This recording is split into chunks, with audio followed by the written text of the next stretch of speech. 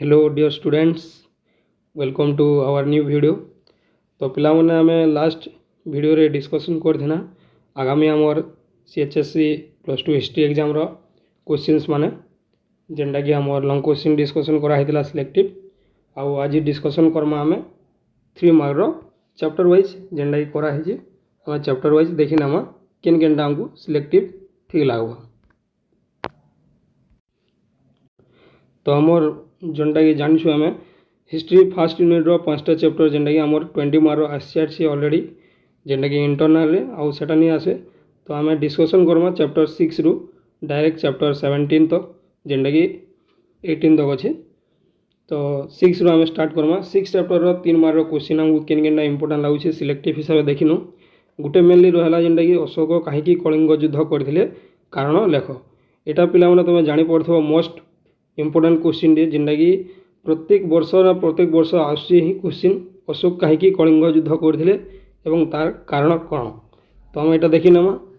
तापर नेक्स्ट सही गुटे जेन चैप्टर अछि हमर क्लास चैप्टर 6 रो आ गुटे क्वेश्चन मौर्य प्रशासन रो संपर्क रे मंत्री परिषद रो गठन विषय रे प्रदान करो आउ मौर्य मानकर न्याय विचार उपर धारणा दियो। एटा हमें तो 3 मार्क रो किसी नहीं पिला माने आमे जदि 3 मार्क रो क्वेश्चन आउछे मिनिमम 6-7 लाइन रे लिखबार की चेष्टा करमा तानो बेसी लिखि पाले भल किंतु हमको टाइम भी मेकअप करबार अछि मिनिमम 3 मार्क रो क्वेश्चन हमको 6 रु 7 लाइन भितर लिखबार अछि। तो चैप्टर 6 रु ई तीनटा इंपोर्टेंट होले लागुछे एटा तमर सिलेक्टिव हिसाब पढि नबो। तापर जिमा पिला माने चैप्टर 7 के चैप्टर 7 जेंडा कि देखो गुप्त युग रे स्वर्ण युग संपर्क रे वर्णना करो। गुप्त युग रा मैक्सिमम क्वेश्चन आउथिसी आमर मुख्यतः चैप्टर 6 आउ 7 जेंटा कि कलिंग युद्ध और गुप्त युग रा गुटे मेन इंपोर्टेंट क्वेश्चन देखि नबो। गुप्त युग रे स्वर्ण युग संपर्क रे वर्णना करो एटा तमर लॉन्ग क्वेश्चन भी आसी जे पारे पिला माने 3 मार्क भी आसी जे पारे तो एटा के तमे बेटर हवा 7 मार्क हिसाब भी देखि दिथबो 8 मार्क हिसाब तमर लॉन्ग क्वेश्चन जेंडा आउसी आउ 3 मार्क हिसाब देखि देले भी भले हिजबा। तो नेक्स्ट क्वेश्चन देखमा गुप्त युग रे कड़ा एवं स्थापत्य विषय रे लेखो। नेक्स्ट देखमा कालिदास को पुस्तक उपरे आलोकपात करो ला। नेक्स्ट पले आसमा हमर चैप्टर 8 के देखिमा काना काना सिलेक्टिव रहउजे चैप्टर 8 रु उपनिवेश शासन काल रे विज्ञान और विकास समय बा विकास विषय रे वर्णना लेख केन समय रे जेंडा कि हमर उपनिवेश शासन चली देला से समय रे बा सही काल रे विज्ञान विकास विषय रे विज्ञान रो काना काना विकास हितला से ऊपर हम वर्णना करमा। नेक्स्ट क्वेश्चन देखमा यातायात मार्ग एवं वाणिज्य पथ संपर्क रे वर्णना करमा। ब्रिटिश शासन काल रे कृषि और कृषकों विषय रे वर्णना लेख जेते बेला हमर भारत रे ब्रिटिश शासन चलीथिला सही समय रे ब्रिटिश मानकर समय रे ही कृषि आउ कृषकों विषय रे आमे काना अनुपात करि पारथिला तांकर भितर जेन रहितिला तफातटा बा अनुपात संकर काना थिला। तो कृषि एवं कृषक मानकर जेन समय कि आमर भारत रे देखि आसु आमे पुरातन काल जे कृषि ही गोटे मुख्य धार जेंटा कि आमर सोर्स ऑफ इनकम बोली कहि पारमा आ कृषि ही भारत रो जीवन के बंचौछे। तो सही कृषि एवं कृषक विषय रे जहाँ किसी आमे जानि छे से जिनिसटा आमे विषय को वर्णना करमा केन समय पीरियड रे ब्रिटिश शासन काल रे। नेक्स्ट आमे पले जिमा चैप्टर 10 के चैप्टर 10 वेरी वेरी इंपोर्टेंट जेंटा कि आमर मुगल साम्राज्य विषय रे छे मुगल सम्राट अकबर विषय अच्छे शाहजहां को विषय अच्छे औरंगजेब को विषय आदि। तो यही चैप्टरटा देखमा तांकर मुख्य जेनटा कि दीन ई इलाही रो वैशिष्ट्य गुड़िक कौन थिला एटा भी रिपीटेड क्वेश्चन है लास्ट ईयर रो क्वेश्चन माने देखि नबो इथरु थिबा क्वेश्चन दीन ई इलाही रो वैशिष्ट्य गुड़िक कौन थिला। तो हम जेन छबले दीन ई इलाही गुटे बहुत इंपोर्टेंट है इतिहास क्षेत्र रे देखमा बेले। नेक्स्ट जिमा में मुगल साम्राज्य समय रे चित्रकला रो मुख्य वर्णना करो। मुगल साम्राज्य समय देखि दिबो पिला माने चित्रकला गोटे मुख्य आकर्षण साजिथिला जेहेतु तांकर जेंता हमला जिमा मुगल सम्राट बा मुगल साम्राज्य जदि कहमा तो मेनली आमे ताजमहल के ही जानु छु पिला माने। तो ठीक सेंता मुगल साम्राज्य समय रे चित्रकला रो जहा किसी जाईछि स्थापत्य कला भी जेंता जाईछि तो स्थापत्य कला रे जेंता गला कि हमर ताजमहल गला दीन इलाही गला बुलंद दरवाजा गला। तो ठीक सेंता मुगल साम्राज्य समय रे चित्रकला रो काना काना आकर्षण हमको दे जाईछि से जिनिस ऊपर वर्णना करमा। आईन ई अकबरी मुगल समय लेख आईन ई अकबरी जेनटा नेक्स्ट देखमा अकबर मनसबदारी प्रथा संपर्क में लेख। तो तुमने जानते बोले पढ़ी ये क्वेश्चन भी रिपीटेडली आउे आकबरकर मनसबदारी प्रथा काଣା जे आम कि भी 5 ରୁ 6 लाइन भितर लेखमा चेष्टा करमा। चैप्टर 9 के जिमा मैंने चैप्टर 9 रु आमको इंपोर्टाट क्वेश्चन के लगुच चिरस्थायी बंदोबस्त संपर्क में राजस्व नीति संपर्क में सूचना प्रदान कर। चिरस्थायी बंदोबस्त संपर्क में राजस्व नीति संपर्क में तुम बोले देखुच बोले लैंड परमानेंट लैंड सेटलमेंट जेनटा कि चिरस्थायी बंदोबस्त व्यवस्था जी किए करते लॉर्ड कॉर्नवालिस तांकर समय होता। तो सही विषय में आम देखीदमा चिरस्थायी बंदोबस्त व्यवस्था काଣା थिला तार रूल रेगुलेशन काଣା थिला तार सुफल कुफल काଣା थिला सेटा टिके देखी देथमा। तो यहाँ भी 3 मार्क हिसाब से आसवा। तो हमको 6 व 7 लाइन रे लेखमा जे चिरस्थायी बंदोबस्तटा केबे आरंभ होइतिला कहार द्वारा आरंभ होइतिला एवं तार रूल काଣା थिला हैला। नेक्स्ट तापर जिमा महलवारी व्यवस्था विषय लेखमा। महलवारी आउ रयतवारी जेनटा कि दुईटा ई विषय में आम देखी देथु है। चैप्टर 11 के जीवा कबीर को ऊपर एक संक्षिप्त टिप्पणी लेख भक्ति आंदोलन फलाफल विषय लेख। चैप्टर 11 रु आमको 3 मार्क क्वेश्चन जदि सिलेक्टिव देखमा बेले कबीर को ऊपर गोटे देखमा एवं भक्ति आंदोलन फलाफल। तो जेहेतु 3 मार्क आम डिस्कसन करुचे तो भक्ति आंदोलन फलाफल तो सुदूर प्रसारी एतकी जिनिस लिखिनी लंग क्वेश्चन ही लिखि पार्मा। तो बेटर है आमको काଣା भक्ति आंदोलन फलाफल किछिटा मात्र लेखमा केतटा धाड़ी के आम डिस्कसन करवार अच्छे आउ से क्वेश्चन उपर आमको जस्ट फोकस करवार अच्छे। नेक्स्ट पले जिमा चैप्टर 12 की चैप्टर 12 जेनटा अच्छी चिरस्थायी बंदोबस्तर शर्त विषय लेख। चिरस्थायी बंदोबस्त जेन होता प्रिवियस देखीला तार शर्त गुड़िक काଣା काଣା थिला है। चिरस्थायी बंदोबस्तर जो शर्त गुड़िक रही से शर्त विषय लेखबार अच्छे आउ महलवारी व्यवस्था विषय भी लेखबार अच्छे। क्वेश्चनटा डबल होगला। नेक्स्ट जिसमें चैप्टर 13 के आसमा सांताल विद्रोहर 3टी कारण लेख है। सांताल विद्रोह तो मैंने जानते बोले तो सही सांताल विद्रोहर कारण गुड़िक लेखमा। कारण गुड़िक लिखिकी आम जस्ट हाइलाइट करमा कारण कौन थी आउ तार विषय गोटे कि 2टा धाड़ी रे वर्णना करमा। नेक्स्ट बोले आस सन्यासी विद्रोहर फलाफल संपर्क में वर्णना कर। कौन बोले मैंने सन्यासी विद्रोहर फलाफल संपर्क में वर्णना कर। सन्यासी विद्रोह केबे हितला क्यों ठाई हितला एवं तार कारण कौन थिला ये जिनिस मैंने आम लंग क्वेश्चन लिखि पारबा। किंतु क्वेश्चनटा अच्छी सन्यासी विद्रोहर फलाफल संपर्क में वर्णना कर। युद्धटा बा विद्रोहटा बा सन्यासी 3टी अलग अलग जिनिस पिला माने युद्ध विद्रोह और सन्यासी ये सन्यासी विद्रोहर फलाफल देइछि। तो सही फलाफल संपर्क में आम वर्णना करवा। 1857 सिपाही विद्रोहर आशु कारण कौन थिला सबुठ मुख्य कारण थिला 1857 सिपाही विद्रोहर आशु कारण कौन थिला। नेक्स्ट प्ले पले आसमा आमर जेना यहाँ तो देखना सांताल विद्रोहर 3टी कारण ये कारण मैंने आमको लेखार पड़ा। सांताल विद्रोह गोटे जेनटा कि सन्यासी विद्रोह है ये विद्रोह मैंने आमको डेफिनेटली पले आसवा है। सब वर्ष आउे क्वेश्चन गोटे गोटे जेनटा 1857 मेन इंपोर्टाट काଣା होता 1857 जो सिपाही विद्रोहटा तार आशु कारण है। तार आशु कारण जेनटा थिला तार आशु कारण ही आमको बेसी इंपोर्टाट भलिया लागसी। जेनटा अलग रिजन मैंने भी थिला हमर जेनटा कि बंधुकर कथा जेनटा कहुच्छे बोले बंधुकर कथा कह एनफिल्ड बंधुक जेनटा लगी तो से काଣା होता आम हिंदू मैंने जानी जे पिला माने काଣା कि आमर गाय बा गोरुमाता जेन कहूँ से ही गाय बा गोरुमातार तांकर जेन चमड़ा बोली आम कहूँ है चमड़ा से लगुला से बंधुक उपर जहाँ हिंदू मानक भक्ति भाव को क्षुण्ण करुला एवं मुसलमान धर्मर भाई भौणी को कौन होता मुसलमान माने जितेबाला से माने घुषुरी घुषुरी को पूजा करथांती से माने मानी थांती तांकर। तो सही चमड़ा मध्य बा से चर्म मध्य आमर से बंधुक व्यवहार कराउथला जहाँकि सही मुसलमान भाई भौणी मान को ताहा मध्य एक धर्म प्रति क्षुण्ण होता।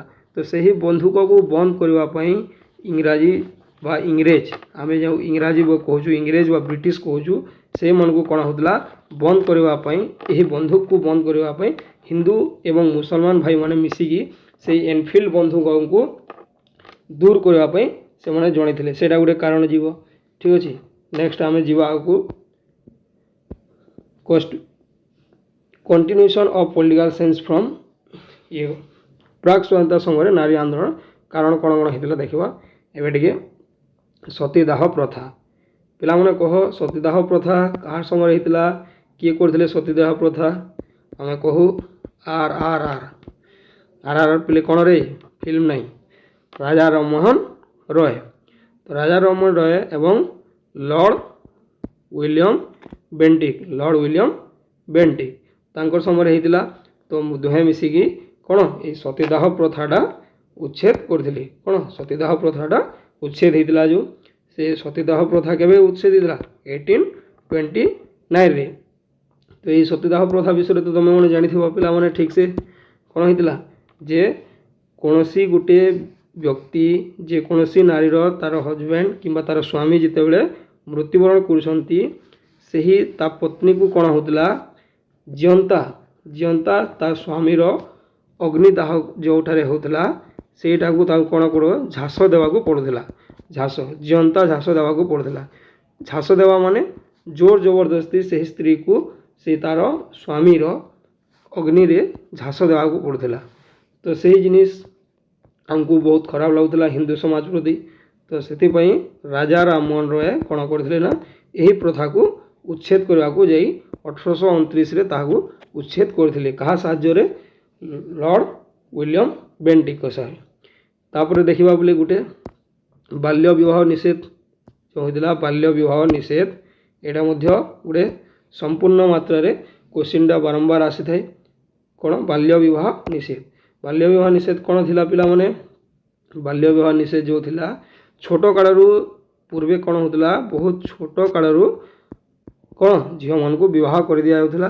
କିନ୍ତୁ ସେହି ଝିଅଟା କ'ଣ ହେଉଥିଲା ନା ଯେତେବେଳେ ତାକୁ ଅଧିକ ବୟସ ହେଉଥିଲା, ଅଧିକ ବୟସ ହେଇଯାଇଥିଲା, ସେହି ଝିଅଟି ଯାଇକି ତା ଶାଶୁ ଘରେ ବା ଶ୍ୱଶୁର ଘରେ ଯେଉଁ ଆମେ କହୁଛୁ ସେ ରହୁଥିଲା। କିନ୍ତୁ ଛୋଟ ସମୟରେ ତାଙ୍କୁ ବିବାହ କରାଯାଉଥିଲା। ସେହି ବାଲ୍ୟ ବିବାହଟା କ'ଣ କରାଗଲା? ନିଷେଧ କରାଗଲା। ବାଲ୍ୟ ବିବାହଟା ନିଷେଧ ହେଲା ମାନେ ବନ୍ଦ କରାଗଲା। ଏହି ନିୟମଟାକୁ ବନ୍ଦ କରିଥିଲେ। ଏବଂ ଆଉ ଗୋଟେ ଥିଲା କ'ଣ ପିଲାମାନେ, ଯେଟା ଆମର ଜାଣୁଛୁ କି ବିଧବା ପୁନର୍ବିବାହ। ବିଧବା ପୁନଃବିବାହ, ଗୋଟିଏ ସ୍ତ୍ରୀ ଯଦି ସେ ବିଧବା ହେଇଯାଉଛି, ସେଇ ବିଧବା ସ୍ତ୍ରୀକୁ କ'ଣ ଆଉ ଥରେ ପୁନର୍ବାର ବିବାହ, ପୁଣି ଥରେ ବିବାହ କରିବାକୁ ଥିଲା। ତ ସେଇ ଜିନିଷଟି ଆମକୁ ଦେଖିଦେଇଥିବା। ତ ମେନଲି ଏ ତିନିଟା ଜିନିଷ ଇମ୍ପୋର୍ଟାଣ୍ଟ, ସତୀଦାହ ପ୍ରଥା, ବାଲ୍ୟ ବିବାହ ନିଷେଧ, ବିଧବା ପୁନର୍ବିବାହ, ଏଇଟା ତିନିଟା ମାନେ ଦେଖିଦେଇଥିବା ପିଲାମାନେ। Most important question 3 mark. ଏବଂ ମହିଳାମାନଙ୍କ ସ୍ଥିତିରେ ସୁଧାର, ପରବର୍ତ୍ତୀ ସମୟରେ କ'ଣ କ'ଣ ସୁଧାର ଆସିଥିଲା ମହିଳାମାନଙ୍କ ସ୍ଥିତିରେ, ସେଇ ଜିନିଷଟା ଦେଖିଦେବା ଟିକେ ହେଲା। ଏଇଟା ଆସିବ ପିଲାମାନେ। ତୁମେ ଏଇଟା ଭାବନି ଯେ ସିଲେକ୍ଟିଭ୍ ମାନେ ସବୁକିଛି ଆସିଯିବ। ସିଲେକ୍ଟିଭ୍ ମାନେ ମେନ୍ ଇମ୍ପୋର୍ଟାଣ୍ଟ କ୍ୱେଶ୍ଚିନ୍ ହେଇଥାଏ ସେ ଚାପ୍ଟରରୁ। ତ ମାନେ ଠିକ୍ସେ ଓଭରଅଲ୍ ଲୁକ୍ ଓଭର୍ ତ କରିଯାଇଥିବ, ଆଉ ବସ୍ ଗୋଟେ ଦିନ ରହିଲା। ତ ଦେଖିଦିଅ ଚାପ୍ଟର 14 ମାଉଣ୍ଟ ବେଟେନ୍ ଯୋଜନା ସମ୍ପର୍କରେ ଆଲୋକପାତ କର। ମାଉଣ୍ଟ ବେଟେନ୍ ହେଲା, ଲର୍ଡ଼ ମାଉଣ୍ଟ ବେଟେନ୍ ଯେଉଁ ଥିଲା, ସେଇ ମାଉଣ୍ଟ ବେଟେନ୍ ଯୋଜନା ସମ୍ପର୍କରେ କ'ଣ କ'ଣ ରହିଥିଲା ତାହା ବିଷୟରେ ଆଲୋଚନା କରିବା। ସେଇ ବିଷୟରେ ଗୋଟେ ଦେଖିଦେଇଥିବ ପିଲାମାନେ। 3 ମାର୍କର ଲଙ୍ଗ୍ କ୍ୱେଶ୍ଚିନ୍ ହେଲା। 3 ମାର୍କର ଲଙ୍ଗ୍ କ୍ୱେଶ୍ଚିନ୍ ତ ନାହିଁ, 3 ମାର୍କର ଏଇଟା ଆସିପାରେ। କ୍ରିପ୍ସ ମିଶନ ହେଲା ପିଲାମାନେ, ଭାରତ କି କେବେ ଆସିଥିଲା କ୍ରିପ୍ସ ମିଶନ, କାହିଁକି ଆସିଥିଲା, ତାର କାରଣଟା କ'ଣ ଥିଲା, ସେଇ ବିଷୟରେ ଲେଖିଦେବ ହେଲା। Cripps mission. ନେକ୍ସଟ ଆସିଯିବା ଓଡ଼ିଶାରେ ଭାରତ ଛାଡ଼ ଆନ୍ଦୋଳନ। ଓଡ଼ିଶାରେ ଭାରତ ଛାଡ଼ ଆନ୍ଦୋଳନ ଏବଂ କଳାହାଣ୍ଡି ବିଷୟରେ ଆଲୋଚନା କର। ଏଇଟା ଗୋଟେ ଦେଖ ଆମର ପଳେଇ ଆସିବା। ଓଡ଼ିଶାରେ ଭାରତ ଛାଡ଼ ଆନ୍ଦୋଳନ ହାଇଲାଇଟ୍ କରାଯାଇଛି ମୁଖ୍ୟତଃ କଳାହାଣ୍ଡି। କଳାହାଣ୍ଡିରେ କ'ଣ ହେଇଥିଲା ଏଇ ଆମର ଭାରତ ଛାଡ଼ ଆନ୍ଦୋଳନକୁ ନେଇ ଓଡ଼ିଶାରେ। ତ ସେଇ ବିଷୟରେ ଆମେ ଦେଖିବା। ନେକ୍ସଟ ଯିବା ଚାପ୍ଟର 15, ଚାପ୍ଟର 15କୁ ଯିବା। ଏଠାରେ ଇମ୍ପୋର୍ଟାଣ୍ଟ କ୍ୱେଶ୍ଚିନ୍ କ'ଣ ଲାଗୁଛି, ଶ୍ୱେତ ସହର ଓ କୃଷ୍ଣ ସହର ମଧ୍ୟରେ ଥିବା ପାର୍ଥକ୍ୟ ଦର୍ଶାଅ। ଏଇଟା ଗୋଟେ ମୋଷ୍ଟ ଇମ୍ପୋର୍ଟାଣ୍ଟ ପାର୍ଥକ୍ୟ ଦର୍ଶାଅ ପିଲାମାନେ, ସବୁ ବର୍ଷ ଆସିଥାଏ। ଶ୍ୱେତ ସହର ଏବଂ କୃଷ୍ଣ ସହର କାହାକୁ କୁହାଯାଉଥିଲା, ଶ୍ୱେତ ସହର ଓ କୃଷ୍ଣ ସହର ମଧ୍ୟରେ କ'ଣ ରହିଥିଲା ତାର ଡିଫରେନ୍ସ ବା ପାର୍ଥକ୍ୟ, ସେ ଜିନିଷ ଗୁଡ଼ା ଉପରେ ଆମେ ଧ୍ୟାନ ଦେବା। ଶ୍ୱେତ ସହର ଓ କୃଷ୍ଣ ସହର ମଧ୍ୟରେ ଥିବା ପାର୍ଥକ୍ୟ ହେଲା ପିଲାମାନେ। ନେକ୍ସଟ ଯିବା କଲିକତାର ଉପନିବେଶ ସ୍ଥାପତ୍ୟ ସମ୍ପର୍କରେ ସଂକ୍ଷିପ୍ତରେ ଲେଖ। କଲିକତାର ଯେଉଁ ଉପନିବେଶ ଥିଲା, ଉପନିବେଶ ସ୍ଥାପତ୍ୟ ରହିଥିଲା, ସେହି ସମ୍ପର୍କରେ ସଂକ୍ଷିପ୍ତ ଲେଖ ମାନେ କମ୍ ହେଲା, ଯାହା ଆମେ 4ଟି ବା 5ଟି ଲାଇନ୍ରେ ସମାପ୍ତ କରିପାରୁଥିବା। ନେକ୍ସଟ ଯିବା ପିଲାମାନେ ଚैप्टर 16 को। चैप्टर 16 इंपोर्टाट क्वेश्चन कौन लगुच गंजाम भाषा आंदोलन संपर्क में लेख। देख पिला माने ये क्वेश्चन गोटे निश्चित आसला भाया लगुच कहीं प्रत्येक थर रिपीट होची भाषा आंदोलन को लेकिन एवं वर्तमान समय भी मध्य भाषा आंदोलन बहुत स्टेट गुड़िक निज निज भितर कौन बोले तांकर रही चली। तो भाषा आंदोलन को लेकिन सब गोटे क्वेश्चन देखा मिलूँ। तो आम देखा गंजाम भाषा आंदोलन संपर्क में लिखा है। नेक्स्ट जीवा उत्कल सम्मेलन विषय लेख। Most important question repeated question Utkal सम्मेलन विषय लेख। उत्कल सम्मेलन प्रथम केवे होता पूरे यहाँ था प्रथम कौन उत्कल सभा।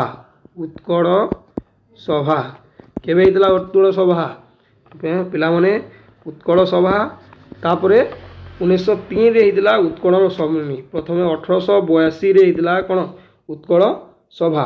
ता परवर्ती समय सभाटा उत्कल सम्मेलन हुई 1903 आमर जो कौन 1903 उत्कल सम्मेलन 1882 उत्कल सभा।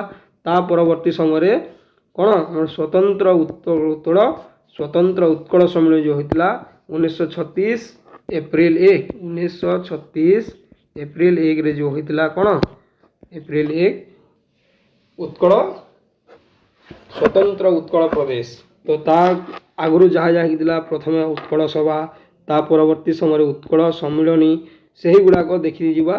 तो नेक्स्ट आम देखा उत्कल सम्मेलन विषय कौन कौन आसे विषय आम टे देखिकी जाइए है। नेक्स्ट चली आस स्वतंत्र ओडिशा प्रदेश। एवं जो कहती स्वतंत्र ओडिशा प्रदेश बा उत्कल प्रदेश जो स्वतंत्र ओडिशा प्रदेश गठन में कहार भूमिका कृष्णचंद्र गजपति भूमिका वर्णन कर। सबुठू आम जब देखा बोले मेन इंपोर्टाट कैरेक्टर किए थे ना कृष्णचंद्र गजपति तांकर भूमिका यथेष्ट रही क्यों उपरे स्वतंत्र ओडिशा प्रदेश उपरे कहार कृष्णचंद्र गजपति भूमिका कौन रही से जिनिस आम टे आलोकपात कर देते और देखिकी जीव। नेक्स्ट आसी जामर फिलिप डब कमिटी विषय आलोचना कर। कौन फिलिप डब कमिटी है फिलिप डब कमिटी उपर देखी जा। नेक्स्ट पलि आस बोले संबलपुर रे भाषा आंदोलन। कौन संबलपुर रे भाषा आंदोलन है यहाँ पलि आसवा ओडिशा भितर संबलपुर रे भाषा आंदोलन पर कौन सब तीव्रता रही क्यों क्यों स्थान में कौन कौन आंदोलन कराइला से विषय देखी नवा।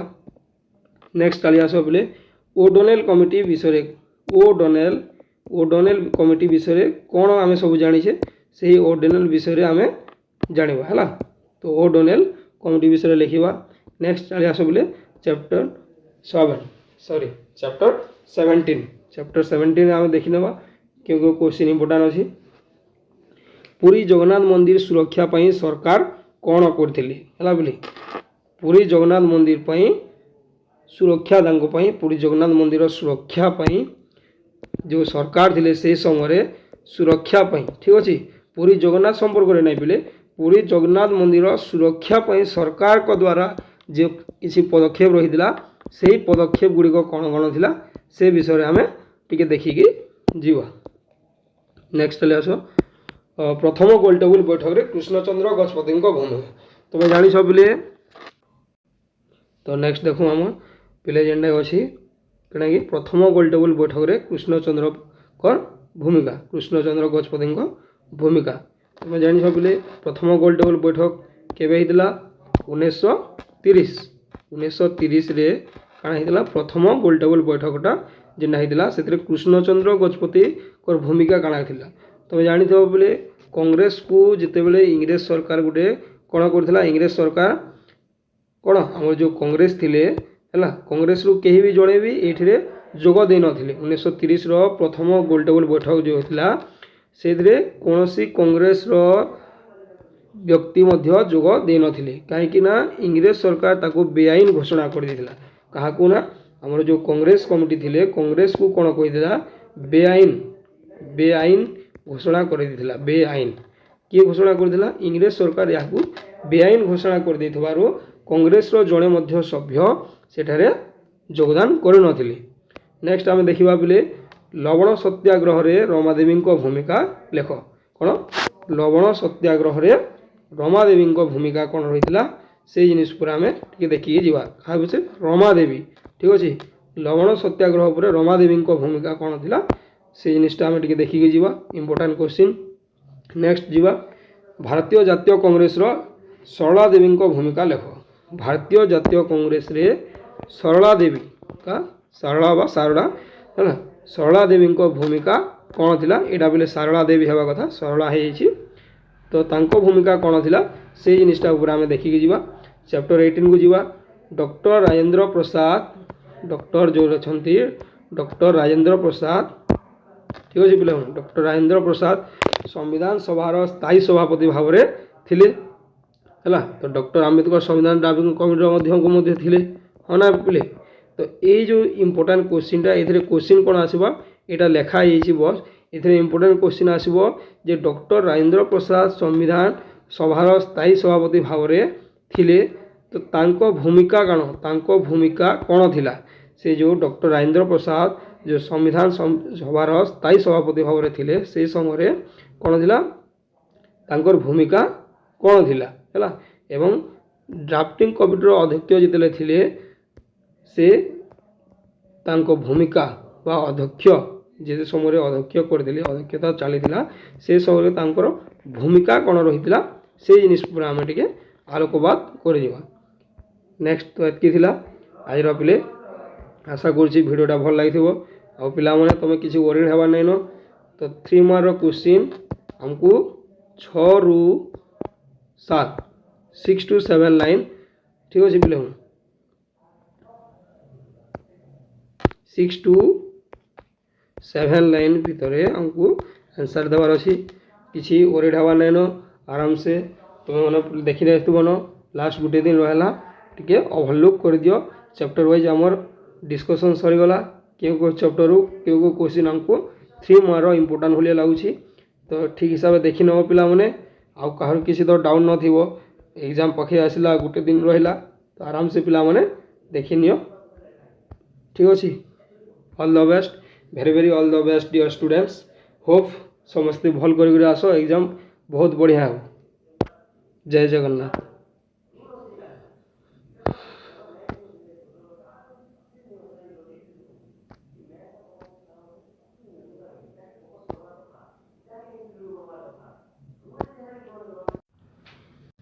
हो पिला माने thank you so much. Video को लाइक शेयर एवं सब्सक्राइब लाइक शेयर कर दियो जहाँ फल आमको आउ नुआ नुआ वीडियो बनवार लगी मोटिवेशन मिलवा आउ आगामी काल में आम जिते नोट प्रोवाइड करवा सबकि फ्री रहिबो तो लाइक शेयर कमेंट निश्चित भाव में करब। जय जगन्नाथ।